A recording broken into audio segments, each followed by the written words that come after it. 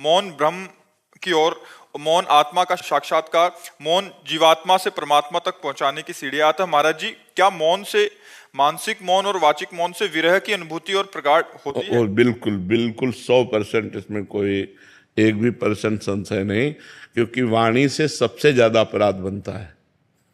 हंसी मजाक, झूठ बोलना, कई तरह की ऐसी बातें होती हैं जो हमारे वाणी से अपराध बन जाते हैं, और वाणी का बहुत बड़ा प्रभाव पड़ता है। अब जैसे हम वाणी से मौन हैं तो वो धीरे धीरे मन पर भी प्रभाव पड़ने लगता है।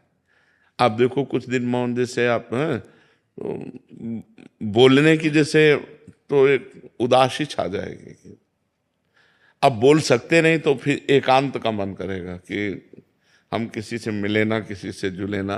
पर जैसे जिसका व्यापार है या नौकरी है या अन्य साधनों में रत है और साधनरत है, तो मतलब विचार मौन रहना चाहिए। विचार मौन ज्यादा उत्तम है। विचार मौन का मतलब है, जैसे आप हमसे कोई बात पूछ रहे हैं, अब हम बार बार अब पूरी मनोशक्ति लग रही हो, आप समझ नहीं पा रहे, हम समझाना चाह रहे, तो हमारे अंदर चिड़चिड़ापन आ जाएगा। अगर अत्यंत आवश्यक है तो हम बोल देते हैं, और अत्यंत आवश्यक नहीं है तो हम उत्तर नहीं देते। इसे विचार मौन कहते हैं। जो बोलेंगे सत्य बोलेंगे, मृदु बोलेंगे, हितकर बोलेंगे, नहीं तो मौन रहेंगे। साधक जो गृहस्थी में है उसे जड़ मौन ना लेकर विचार मौन उत्तम रहेगा, क्योंकि परिवार है, गृह कार्य है। अच्छा, संत वेश में क्या है कि अब हम आज से नहीं बोलना चाहते, तुम्हारे ऊपर किसी का अधिकार नहीं, आप हमें नहीं बुलवा सकते। लेकिन गृहस्थी में बहुत सी ऐसी बातें हैं जिनमें आपको बोलना ही पड़ेगा, तो उसमें विचार मौन ज्यादा उत्तम है, जड़ मौन ठीक नहीं है। तो विचार मौन के द्वारा भी वही गति प्राप्त की जा सकती है। वाणी का सद्व्यवहार परमार्थ को पुष्ट करता है, या वाणी का मौन, दोनों पुष्ट करते हैं। तो हम सद्वाक्य बोल करके, सद्व्यवहार करके अपने मन को निसंकल्प बनाएं, अपने मन को मौन की तरफ ले जाए। मन को मौन की, मन का संकल्प रहित हो जाना ही सच्चा मौन है। तो इसके लिए वाणी का मौन सहयोगी है, पक्का सहयोगी, क्योंकि अपने लोगों ने इसका आश्रय लिया है, इसका सहारा लिया है। आज भी है। शाम टाइम हमको, इस समय तो हमारा ये सेवा रहती है, इसके बाद फिर हम कोशिश करते हैं कि हमें मौन ही रहना पड़े। इशारे से बात कर ली, जैसे कोई बात है कि आप अगर बहुत बोलना हुआ तो 2 शब्दों में बोल दिया, यानी शांत अपने सुमिरन चिंतन में। तो ऐसा है, व्यवहाररत उपासक को विचार मौन रहना चाहिए।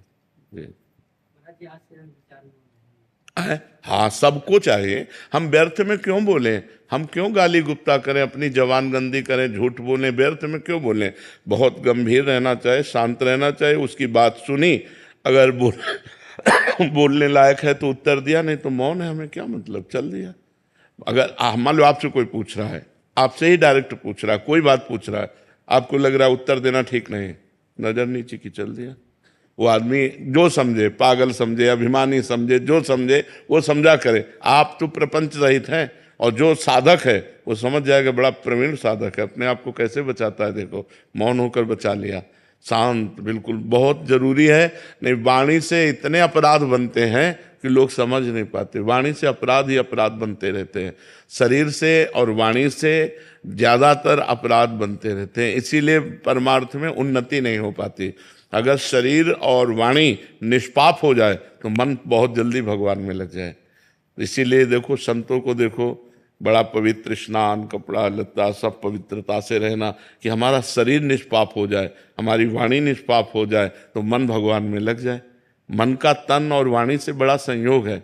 हम जहाँ बोलते हैं मन हमारा वहीं जाता है, हम शरीर से जो क्रियाएं करते हैं मन उसी में जाता है, जो संबंध रखते हैं। अगर हमारा, देखो तभी 3 की शरणागत कही गई, तन वांग मनो भी।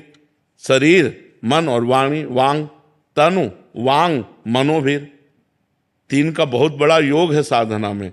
तो हम शरीर को पवित्र रखें, वाणी को कम बोलने का अभ्यास रखें, दूसरे को ज्यादा बोलने दें, अपने बहुत सोच समझ के उत्तर दें, और भगवान का नाम स्मरण करें।